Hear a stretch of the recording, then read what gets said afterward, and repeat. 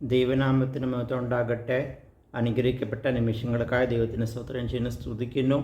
Philippi ലേഖനത്തിൽ നമ്മൾ വായിക്കുന്നു, എൻ്റെ ദൈവമോ നിങ്ങളുടെ ബുദ്ധിമുട്ടൊക്കെയും മഹത്വത്തോടെ ക്രിസ്തുയേശുവിൽ പൂർണ്ണമായി തൻ്റെ ധനത്തിനൊത്തവണ്ണം തീർത്ത് തരും. അപ്പോൾ നമ്മൾ ഇന്ന് ദൈവമഹത്വം എന്തുവാണ് എന്ന് നമ്മൾ മനസ്സിലാക്കാൻ തുടങ്ങുകയാണ്. ദൈവമഹത്വത്തിന് വേണ്ടിയാണ് ദൈവം നമ്മുടെ ബുദ്ധിമുട്ടുകൾ തീർക്കുന്നത്. അല്ലെങ്കിൽ മറ്റുള്ളവർ ചിലപ്പോൾ മാധ്യമമായി ദൈവം ഉപയോഗിച്ചേക്കാം. എന്നാലും ആ വ്യക്തി നമ്മുടെ ആവശ്യത്തിന് ഉതകുമ്പോൾ അല്ലെങ്കിൽ ആവശ്യത്തിന് ഉപകാരം ചെയ്യുമ്പോൾ ആ വ്യക്തിയല്ല മഹത്വം എടുക്കുന്നത്. അതുപോലെ നാമും മറ്റുള്ളവരുടെ ആവശ്യത്തിനു വേണ്ടി നമ്മൾ ഉപകാരമായി മാറുമ്പോൾ നമ്മളല്ല മഹത്വപ്പെടുന്നത്, ദൈവമാണ് മഹത്വം എടുക്കുന്നത്. അപ്പോൾ ദൈവം നമ്മുടെ ബുദ്ധിമുട്ടുകൾ ആവശ്യങ്ങളൊക്കെ നൽകി തരുന്നത്, തീർത്ത് തരുന്നത്, പരിഹാരം വരുത്തുന്നത് അത്ഭുതത്തിലൂടെ, ഭൗതികമായ മുഖാന്തരങ്ങളിലൂടെയൊക്കെ ദൈവം നമ്മളെ ജയോത്സവമായി അനുഗ്രഹത്തോടെ സംതൃപ്തിയോടെ നടത്തുന്നത് ദൈവനാമ മഹത്വത്തിന് വേണ്ടി ആണ് എന്ന് നമ്മൾ മനസ്സിലാക്കണം. അപ്പോൾ ദൈവത്തിൻ്റെ മഹത്വം എന്ന് പറയുമ്പോൾ കർത്താവ് പറഞ്ഞു, നിങ്ങളുടെ നല്ല പ്രവർത്തികളെ കണ്ടിട്ട് സ്വർഗസ്ഥനായ പിതാവിനെ ആര് മഹത്വപ്പെടുത്തും? ജനങ്ങൾ, നമ്മളെ വീക്ഷിക്കുന്നവർ, നമ്മളെ നോക്കുന്നവർ, നമ്മളെ വിശ്വാസികളെന്ന് പറഞ്ഞ് ജീവിക്കുന്ന നമ്മളെ എങ്ങനെയുള്ളവരെന്ന് സമൂഹം നിരീക്ഷിക്കുമ്പോൾ നമ്മളുടെ സൽപ്രവർത്തികളിലൂടെ ദൈവം മഹത്വപ്പെടും. ഒന്നാമത് ദൈവം അത്ഭുതം ചെയ്യുമ്പോൾ ദൈവം മഹത്വപ്പെടുന്നു. ദൈവം വഴി തുറക്കുമ്പോൾ ദൈവം മഹത്വപ്പെടുന്നു. ദൈവത്തിൻ്റെ മക്കൾ ദൈവത്തെ അനുസരിക്കുമ്പോൾ ദൈവം മഹത്വം എടുക്കുന്നു. അത് കണക്ക് ആകാശം ദൈവത്തിൻ്റെ മഹത്വത്തെ വർണ്ണിക്കുന്നു. ആകാശത്തിൻ്റെ ഉയർച്ച, ആകാശത്തിൻ്റെ വലിപ്പം, ആകാശത്തിൻ്റെ സൗന്ദര്യം ഒക്കെ വളരെ ആകർഷണീയമാണ്.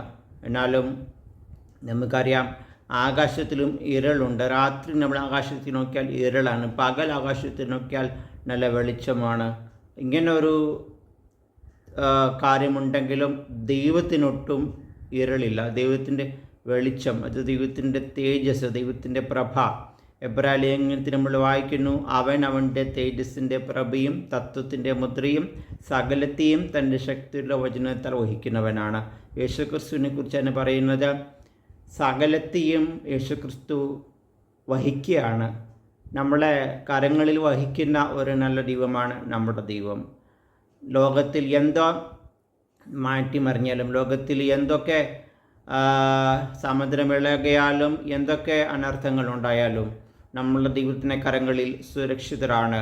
നമ്മൾ വാർത്താമാധ്യമങ്ങൾ നോക്കുമ്പോൾ നമ്മളെ ഭീതിപ്പെടുത്തുന്ന, നമ്മളെ ആശങ്കാകുലരാക്കുന്ന, നമ്മളെ സംശയത്തിലേക്കും ദൈവാശ്രയത്തിൽ നിന്നും അകറ്റുന്ന വാർത്തകളാണ് ലോകത്തിൽ കാണുന്നത്. പത്രോസ് വെള്ളത്തിലൂടെ നടക്കുകയാണ്.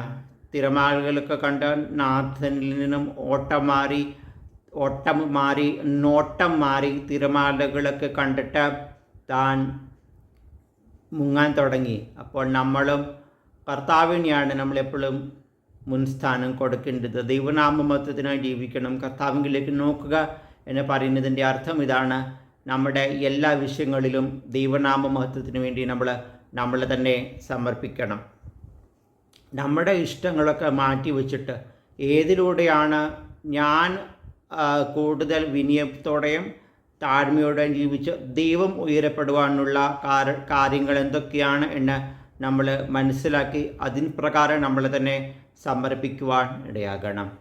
അപ്പോൾ യേശുക്രിസ്തു ദൈവത്തിൻ്റെ തേജസ്സിൻ്റെ പ്രഭയാണ്, തത്വത്തിൻ്റെ മുദ്രയാണ്. അപ്പോൾ ആ പ്രഭയും ആ മുദ്ര, സീല്, യേശുക്രിസ്തുവിൻ്റെ സീലാണ്, മുദ്രയാണ്. അപ്പോൾ നമ്മൾ എത്രമാത്രം നമ്മൾ യേശുവിനെ ഉയർത്തുമോ, എത്രമാത്രം നമ്മൾ യേശുവിനെ നമ്മളുടെ ജീവിതത്തിൽ യേശുവിനെ പോലെയാകുമോ, മറ്റൊരു യേശു ആകാൻ നമുക്ക് കഴിയത്തില്ലെങ്കിലും യേശുവിനെ പോലെ ആകണം. മറ്റൊരു പൗലോസ് ആകാൻ നമുക്ക് കഴിയത്തില്ല, എന്നാലും യേശുവിനെ പോലെ ആകണം. മറ്റൊരു അബ്രഹാം ആകാൻ നമുക്ക് കഴിയത്തില്ല, പക്ഷെ നമ്മൾ യേശുവിനെ പോലെ ആകണം. അപ്പോൾ യേശുവിനെ നമ്മൾ മഹത്വപ്പെടുത്തുമ്പോൾ നമുക്കൊരു ലക്ഷ്യമുണ്ട്. എൻ്റെ ജീവിതം യേശുവിന് പ്രസാദകരമാകണം. യേശു ജീവിച്ചതുപോലെ ഞാനും ഈ ലോകത്തിൽ ആ മാതൃക പിൻപറ്റി ജീവിക്കണം. അപ്പോൾ നമുക്ക് ഈ പ്രത്യാശ നമുക്ക് എല്ലാവർക്കും ഉണ്ടാകട്ടെ.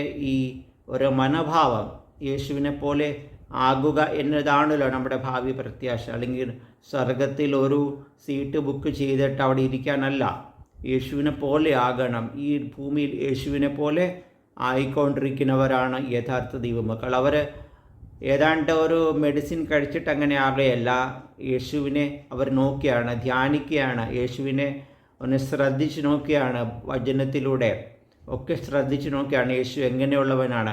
അത് ജീവിതത്തിൽ അവർ പ്രാവർത്തികമാക്കുന്നു. അത് ജീവിതത്തിൽ അവരത് അതിന് പ്രകാരം അവർ മുന്നോട്ട് ജീവിതം നയിക്കുന്നു. അങ്ങനെ അവർ അനുഗ്രഹിക്കപ്പെട്ട ഒരു ജീവിതം നയിക്കുന്നു.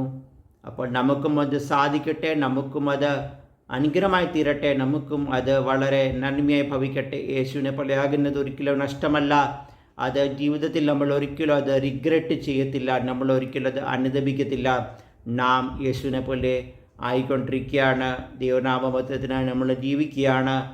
നമ്മളത് പറയേണ്ട ആവശ്യമില്ല. നമ്മൾ യേശുവിനെ അനുസരിക്കുന്നവരും യേശുവിനെ പിൻപറ്റുന്നവരും ആകൊണ്ട് നമ്മുടെയൊക്കെ ബുദ്ധിമുട്ട് വരുമ്പോൾ, നമുക്ക് പ്രയാസം വരുമ്പോൾ, ദൈവം തൻ്റെ മഹത്വത്തിനായി ജീവിക്കുന്നവരിൽ തൻ്റെ മഹത്വം വെളിപ്പെടുത്തും. അതാണ് ലാസർ ധീരമായി കിടന്നപ്പോൾ യേശുവിന് വേണ്ടി ഉറപ്പോടെ നിന്ന ഒരു കുടുംബമാണ്. അവിടെ യേശു ഒരു അപവാദമുണ്ടാക്കിയില്ല. 4-ാം ദിവസം വന്ന് 4-ാം നാളായപ്പോൾ യേശു ലാസറിനെ ജീവിതത്തിലേക്ക്, ജീവനിലേക്ക് മടക്കി കൊണ്ടുവന്നു. പുതുതായി ഒരു ലോകത്താരും കാണാത്ത ഒരു വലിയ കാര്യം, അത്ഭുതം ദൈവം അവിടെ ചെയ്തു. അപ്പം നമുക്കും അതിന് ഇടയാകണമെങ്കിൽ നമ്മൾ സന്തോഷവേളകളിലെല്ലാം ദൈവത്തെ അനുസരിക്കുകയും ഭയത്തോടെ ഭക്തിയോടെ ജീവിക്കുകയും ചെയ്യുമ്പോൾ, പ്രയാസഘട്ടങ്ങൾ വരുമ്പോൾ ദൈവം നമ്മളെ കൈവിടത്തില്ല, ഉപേക്ഷിക്കത്തില്ല. ഈ വചനങ്ങളാൽ ദൈവം നിങ്ങളെ ഓരോരുത്തരെയും അനുഗ്രഹിക്കട്ടെ. ദൈവത്തിൻ്റെ നാമം മാത്രം മഹത്വപ്പെടട്ടെ. എല്ലാ പുകഴ്ചയും യേശുക്രിസ്തുവിന് അർപ്പിക്കുന്നു. ദൈവത്തിന് സ്തോത്രം. ആമേൻ.